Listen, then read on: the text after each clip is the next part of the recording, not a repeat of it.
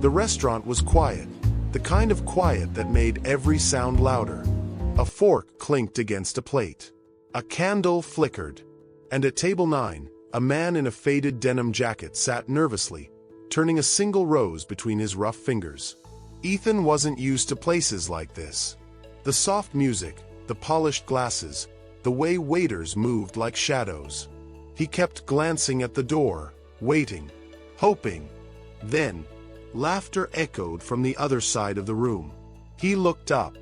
A woman in a sleek red dress sat across from another man, smiling. His stomach dropped. Was that her?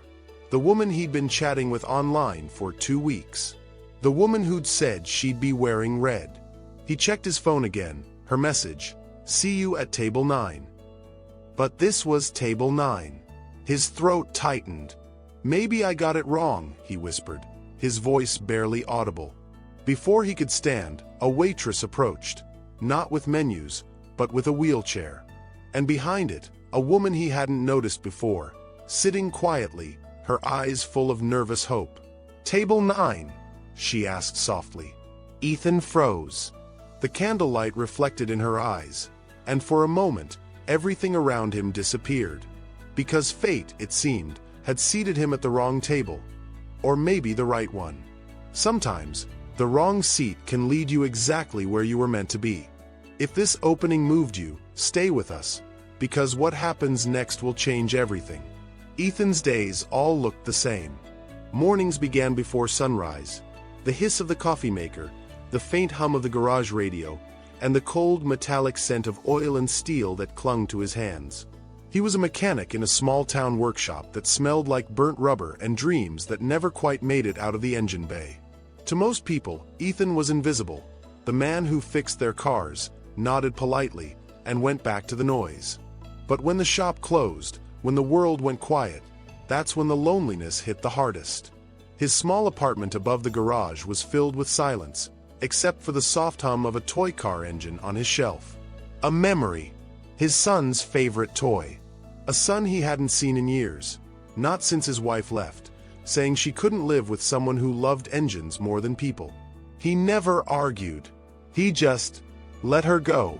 And for the first time in his life, Ethan realized that fixing engines was easier than fixing hearts. That was why, on a lonely night 2 weeks ago, he'd done something he'd never done before. He signed up for a dating app.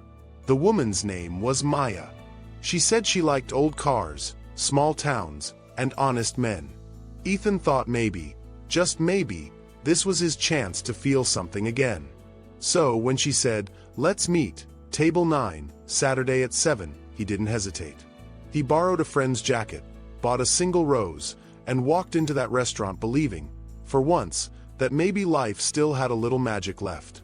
But fate had other plans. Ethan hesitated. The woman in the wheelchair, Lila, sat quietly, her hands folded over a small silver purse resting on her lap. She looked nothing like the woman in the profile picture. But there was something disarming in her smile. Something real. "I'm sorry," he said awkwardly. "I think there's been a mistake." Lila tilted her head. "Table 9?" she asked softly. "That's what the message said." Her voice trembled just a little, but not from fear, from uncertainty, like someone who wasn't used to being seen. Ethan glanced around the restaurant. The woman in the red dress still laughed across the room, oblivious. He could leave, pretend it never happened.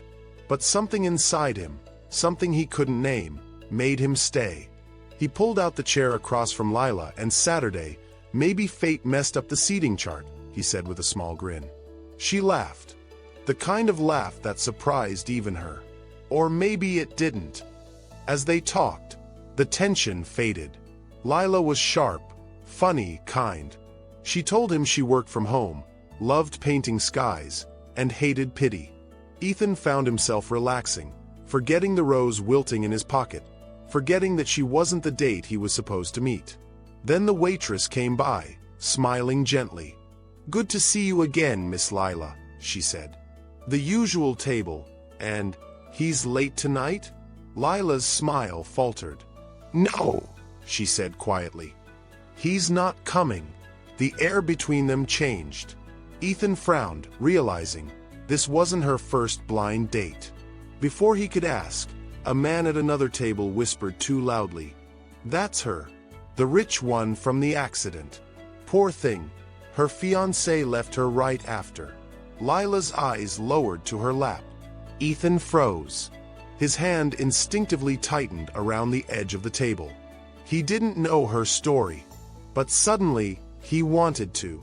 Sometimes, the person you weren't supposed to meet ends up being the one who reminds you you're still alive. And just when Ethan thought the night was over, fate was only beginning its plan. The night stretched on, and what started as an awkward mistake slowly began to feel like something else. Ethan and Lila talked about everything. Music, childhood dreams, the way people forget to look each other in the eye anymore. He noticed the tiny scar on her wrist when she reached for her glass. She noticed the way his hands, rough from work, trembled whenever he laughed. For a moment, it didn't feel like a blind date gone wrong. It felt like two lost souls accidentally colliding in the middle of their broken stories. Then came the first turn. A sharply dressed man walked into the restaurant. Cold eyes, an expensive watch. He stopped by their table. "Lila," he said through gritted teeth. "We need to talk." Ethan looked up, confused. Lila's smile disappeared. Her hand trembled slightly on her purse. "Not now, Brandon," she whispered. "Please." But the man leaned closer, lowering his voice. "So this is what you've come to? Dinner with a mechanic?" The words landed like a slap. Ethan froze, his jaw tightening. He didn't say anything. He didn't have to. Lila's eyes told him everything. She'd been humiliated before, and tonight was supposed to be her escape. Brandon smirked and left, leaving a silence heavy enough to drown in. For a few seconds, Ethan just sat there. Then quietly, he stood. "Excuse me," he said. Lila's face fell. "You're leaving." He turned toward her and shook his head. "No," he said softly. "I'm getting dessert. He doesn't get to end your night." She blinked, surprised, and for the first time in a long time, she smiled without hiding it. But just as she did, the second turn came. Her phone buzzed. She looked down. Her expression changed. Fear. One unread message glowed on the screen. "You shouldn't have come here tonight." Her voice cracked as she whispered, "It's him. He's been following me." Ethan's stomach tightened. The candle between them flickered, the air heavy with unspoken danger. Sometimes the people fate puts in your path aren't meant to stay, they're meant to save you. And before this night was over, Ethan would realize fate had chosen him for a reason. The restaurant was nearly empty now. Only the hum of soft jazz and the faint clinking of glasses filled the air. Lila hadn't touched her drink. Her eyes stayed fixed on the phone screen, the message glowing like a wound that refused to close. Ethan leaned forward, voice calm but firm. "Lila, who's sending these?" She hesitated. Her lips trembled. Then she looked up at him with eyes that had already cried too much. "Brandon," she whispered. "My ex. The man you saw earlier." She took a shaky breath. 2 years ago, he was driving the night of the accident. He'd been drinking. He lost control. I was in the passenger seat. Her voice cracked, barely holding together. I woke up in a hospital paralyzed from the waist down. He walked away with a broken wrist and a new girlfriend. Ethan's jaw clenched. She continued, "He told me it was my fault, that if I hadn't distracted him, it wouldn't have happened. And he's been reminding me ever since." Ethan's eyes softened with anger and empathy all at once. "You mean, he's still tormenting you?" Lila nodded. "I tried to move on, to start fresh. But every time I try to breathe again, he finds a way to take that away." She looked down at her hands, tears blurring her vision. "That's why I come here. This table was where we were supposed to celebrate our engagement. I sit here once a year, just to remind myself I survived." The silence that followed was thick with emotion. Ethan reached across the table and placed his rough, oil-stained hand over hers. "Lila," he said softly, "you didn't survive to sit here alone. You survived to start again." For the first time in a long while, she didn't pull away. And that's when she noticed something. The scar on his hand. Her eyes widened. "Wait, I know that scar." Ethan looked confused. "What do you mean?" Her voice trembled. "The night of the accident, the man who pulled me out of the car, he had that same scar." Ethan froze. His heart pounded. "That was you." Lila gasped, her hand covering her mouth. You were the one who saved me?" He swallowed hard. "Yeah. I didn't know it was you until now. I was driving home from a late shift when I saw the wreck. You weren't breathing, and His voice broke. "I thought I was too late." Tears streamed down Lila's face. "You saved me, and now fate brought you back." The two sat there in stunned silence, as if the world had stopped just to give them this moment. Sometimes, life waits years to finish the sentence it started on the night everything fell apart. But what came next would change both their lives forever. Lila stared at Ethan, tears streaming down her face, her voice trembling like a candle fighting against the wind. "You saved me twice," she whispered. "Once from the fire, and now from him." Ethan looked away for a moment, struggling to steady his breath. "No," he said softly. "This time, I'm staying until you're safe." The restaurant lights dimmed as the last waiter left for the night. Ethan walked her out to his truck, not a fancy car, just an old pickup that smelled of engine grease and rain. He gently lifted her wheelchair into the back, covering it with a blanket so it wouldn't get wet. Lila sat in the passenger seat, watching him quietly. No one had ever treated her with such care. No one had looked at her without pity, until now. As they drove through the silent streets, the city lights flickered past them like fragments of forgotten dreams. For the first time in years, she didn't feel broken, she felt seen.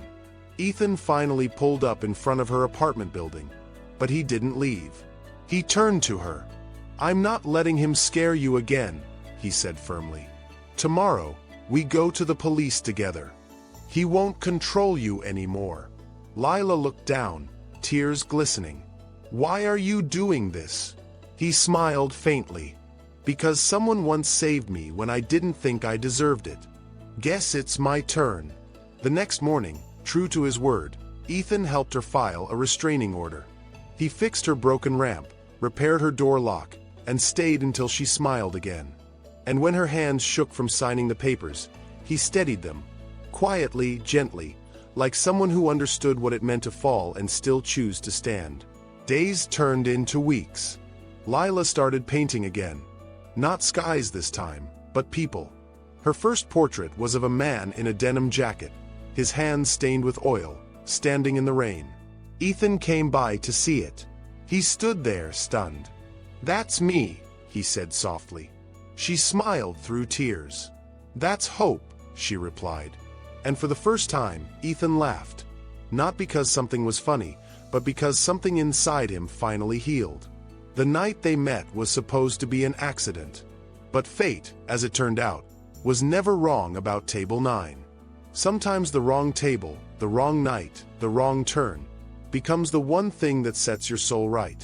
If this story moved you, don't forget to subscribe, because the next one might just remind you of yourself. Sometimes, the people who appear in your life when everything is falling apart aren't coincidences, they're answers.